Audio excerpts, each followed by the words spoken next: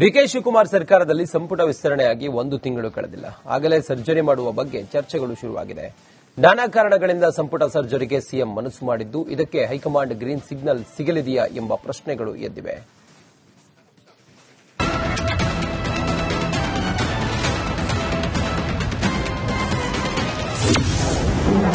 ಸಂಪುಟ ವಿಸ್ತರಣೆ ಬಳಿಕ ಕೈ ಪಡೆಯಲ್ಲಿ ಅಸಮಾಧಾನ. ಸಿದ್ದರಾಮಯ್ಯ ಮನವೊಲಿಸುತ್ತಾರಾ ಸಿಎಂ ಡಿಕೆಶಿ? ಸಚಿವ ಸಂಪುಟ ರಚನೆ ಅಥವಾ ವಿಸ್ತರಣೆಯಾದ ಸಂದರ್ಭದಲ್ಲಿ ಅಸಮಾಧಾನ ಸಹಜವಾಗಿಯೇ ಇರುತ್ತೆ. ಕೆಲ ದಿನಗಳ ಬಳಿಕ ಅಸಮಾಧಾನ ತಣಿದು ಒಟ್ಟಾಗಿ ಕೆಲಸ ಮಾಡ್ತೀವಿ ಅನ್ನೋ ಹೇಳಿಕೆಗಳು ಈ ಹಿಂದೆ ಬಂದಿದೆ. ಆದರೆ ಡಿಕೆ ಶಿವಕುಮಾರ್ ಸರ್ಕಾರದಲ್ಲಿ ಸಂಪುಟ ವಿಸ್ತರಣೆ ಬಳಿಕ ಅಸಮಾಧಾನ ಈಗಲೂ ಕೂಡ ಹೊಗೆಯಾಡ್ತಾ ಇದೆ. ಸ್ವತಃ ಮಾಜಿ ಸಿಎಂ ಸಿದ್ದರಾಮಯ್ಯ ಆಕ್ರೋಶಗೊಂಡಿದ್ದು ಕಾಂಗ್ರೆಸ್ ಪಕ್ಷದ ಸಭೆಗಳಿಂದ ಅಂತರ ಕಾಯ್ದುಕೊಂಡಿದ್ದಾರೆ.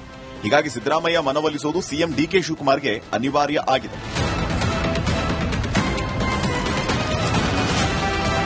ಸಿದ್ದರಾಮಯ್ಯ ಮನವೊಲಿಸಬೇಕು ಅಂದ್ರೆ ಸಚಿವ ಜಮೀರ್ ಅಹಮದ್ ತಲೆದಂಡ ಆಗಬೇಕು. ಇದೇ ಪಟ್ಟನ್ನ ಸಿದ್ದರಾಮಯ್ಯ ಹಿಡಿದುಕೊಂಡು ಕೂತಿದ್ದಾರೆ. ಇತ್ತ ಹಠಕ್ಕೆ ಬಿದ್ದು ಜಮೀರ್ ಸೇರಿಸಿಕೊಂಡಿರುವ ಸಿಎಂ ಡಿಕೆಶಿ ಇಕ್ಕಟ್ಟಿಗೆ ಸಿಲುಕಿದ್ದಾರೆ. ಜಮೀರ್ ಅಹಮದ್ ಕೈಬಿಡುವ ಬಗ್ಗೆ ದೆಹಲಿ ಮಟ್ಟದಲ್ಲಿ ಮತ್ತೊಮ್ಮೆ ಚರ್ಚೆ ಆಗಲಿದೆ. ರಿಸಲ್ಟ್ ಏನ್ ಬರಲಿದೆ ಅನ್ನೋ ಕುತೂಹಲ ಮೂಡಿಸಿದೆ. ನಮ್ಮ ಪಕ್ಷದಲ್ಲಿ ಯಾರೋ ಶಾಸಕರು, ಮಂತ್ರಿ ಇರಬಹುದು, ಎಲ್ಲರೂ ಕೂಡ ಪಕ್ಷದ ಶಿಸ್ತಿನ ಸಿಪಾಯಿಗಳು.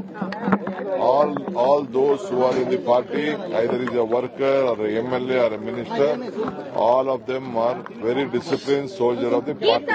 That is what I can tell. ಇನ್ನು ವಾಲ್ಮೀಕಿ ನಿಗಮ ಹಗರಣದ ಆರೋಪದ ಮೇಲೆ ಸಚಿವ ಸ್ಥಾನದಿಂದ ನಾಗೇಂದ್ರ ತಲೆದಂಡ ಸಿದ್ದರಾಮಯ್ಯ ಸರ್ಕಾರದಲ್ಲಿ ಆಗಿತ್ತು. ಇದಾದ ಬಳಿಕ ಡಿಕೆ ಶಿವಕುಮಾರ್ ಸರ್ಕಾರದಲ್ಲಿ ಕಂಬ್ಯಾಕ್ ಮಾಡಿರುವ ನಾಗೇಂದ್ರ ಸಚಿವರಾಗಿದ್ದಾರೆ.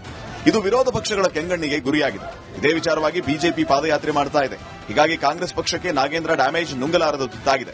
ಇದಕ್ಕಾಗಿ ರಾಹುಲ್ ಗಾಂಧಿ ಭೇಟಿ ಮಾಡ್ತಾ ಇರೋ ಸಿಎಂ ಡಿಕೆ ಶಿವಕುಮಾರ್ ನಾಗೇಂದ್ರ ಭವಿಷ್ಯದ ಬಗ್ಗೆ ಚರ್ಚೆ ಮಾಡಲಿಕ್ಕಿದ್ದಾರೆ. ಒಂದು ವೇಳೆ ನಾಗೇಂದ್ರ ತಲೆದಂಡಕ್ಕೆ ರಾಹುಲ್ ಗ್ರೀನ್ ಸಿಗ್ನಲ್ ಕೊಟ್ಟರೆ ಸಂಪುಟದಲ್ಲಿ ಮತ್ತೊಂದು ಸ್ಥಾನ ಖಾಲಿಯಾಗಲಿಕ್ಕಿದೆ. ಸಿಎಂ ಅವರು ಡೆಲ್ಲಿಗೆ ಹೊಂಟಾರ, ಇಬ್ಬರು ರಾಜೀನಾಮೆ ನಾವು ಕೇಳಿದ ಪತ್ರಿಕೆಯಲ್ಲಿ ನೋಡಿದ ಅಷ್ಟೇ. ಡೆಲ್ಲಿಗೆ ಹೋದ್ಮೇಲೆ ಚರ್ಚೆ ಏನಾಗುತ್ತೆ ಗೊತ್ತಿಲ್ಲ. ನೀವು ಹೇಳಿದ್ದಾಗ್ತೈತಾ ಅಥವಾ ಹಂಗೆ ಬರ್ತಾರ ಗೊತ್ತಿಲ್ಲ. ಅಲ್ಲಿ ಯಾರ ಈ ಸದ್ಯಕ್ಕೆ ಮಾಡತ್ರ ಯಾರು ಹೇಳಿರಲಿಲ್ಲ. ಎಲ್ಲಿ ಹೇಳಿದ್ದಾರೆ? ಯಾರು ಹೇಳಿದ್ದಾರೆ? ಚರ್ಚೆ ಎಲ್ಲ ನಮ್ನೆ ಇದೆ ರೀ. ಈಗ 5 ಮಂದಿ DCM ಆಗ್ಬೇಕು ಚರ್ಚೆ ಆಯ್ತು, ಒಬ್ಬರನ್ನೇ ಮಾಡಿದ್ರು. 15 ಮಂದಿ ಮಾಡಬೇಕಂತಿತ್ತು, ಎಲ್ಲಾರು ಮಾಡಿದ್ರೆ ಚರ್ಚೆನೇ ನಾವು ಅಂತಿಮ ಇದಕ್ಕೆ ಒಯ್ಲಿಕ್ಕೆ ಆಗುದಿಲ್ಲ. ಚರ್ಚೆ ಅಷ್ಟೇ. ಅದು ಖಾಲಿ ಇರೋ ಒಂದು ಸ್ಥಾನದ ಜೊತೆಗೆ 2 ಸ್ಥಾನಗಳು ಖಾಲಿಯಾದರೆ ಅಸಮಾಧಾನಿತ ಎಂ ಕೃಷ್ಣಪ್ಪ ಸಂಪುಟಕ್ಕೆ ಬರೋ ಸಾಧ್ಯತೆ ಇದೆ. ಎಸ್ಟಿ ಹಾಗೂ ಮಹಿಳಾ ಕೋಟಾದಲ್ಲಿ ಅನ್ನಪೂರ್ಣ ತುಕಾರಾಂ ಕ್ಯಾಬಿನೆಟ್ಗೆ ಎಂಟ್ರಿ ಆಗಲಿಕ್ಕಿದ್ದಾರೆ. ಇನ್ನೊಂದು ಸ್ಥಾನಕ್ಕೆ ಸಿದ್ದರಾಮಯ್ಯ ಆಪ್ತ ಬಸವರಾಜ ಶಿವಣ್ಣನವರ್ ಎಂಟ್ರಿ ಆಗುವ ಸಾಧ್ಯತೆ ಇದೆ. ಇಷ್ಟೆಲ್ಲ ನಡೀಬೇಕಾದ್ರೆ ಹೈಕಮಾಂಡ್ ಹಾಗೂ ಸಿಎಂ ನಡುವಿನ ಚರ್ಚೆ ಮಹತ್ವ ಪಡೆದುಕೊಂಡಿದೆ.